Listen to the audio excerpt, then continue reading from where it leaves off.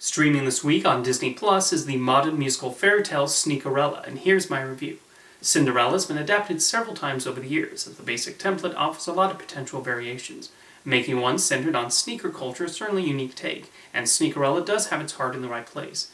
Aside from that twist, nothing about the film necessarily sticks out, and it runs the risk of being incredibly corny. As a musical, the movie also disappoints, as it tries to keep the energy up through the almost 2-hour runtime. Sneakerella pushes the fairytale connection early on, as well as the sneaker angle. This film exists in a world where the launch of shoes is treated as a major event.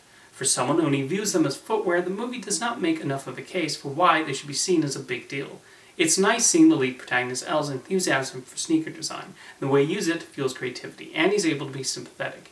However, what's also appreciated is that the stepfather is not treated like an outright villain. His point of view is understandable at times, and it's easy to see why he would do certain actions that Elle ends up frustrated with.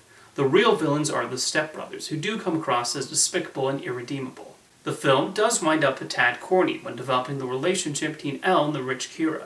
They're given mostly Hallmark card-level dialogue to say, and the budding romance comes across as cheesy rather than sentimental. He actually shares more chemistry with his best friend Sammy, played in a likable performance by Devin Nakota.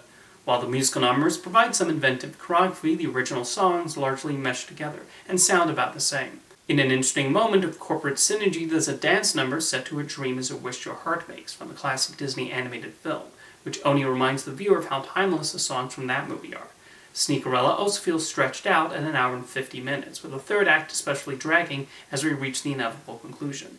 The attempts to tug at the heartstrings don't land, and the humor also falls short in certain spots.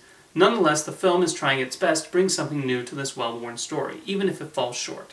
Sneakerella is like a Disney Channel original movie, but with a slightly bigger budget, and that's certainly not a bad thing. Its themes about the need to showcase creativity and how lack of experience does not mean someone does not have the talent are certainly admirable. There is enough sympathy for Elle to want him to get out of his situation. However, the movie never rises above average, and the songs that attempt to carry the movie underwhelm. It's also difficult to get invested in a story about shoes, and its treatment of them as this important facet of life is over the top. In the end, Sneakerella joins the many versions of Cinderella that exist out there, and you can certainly do worse.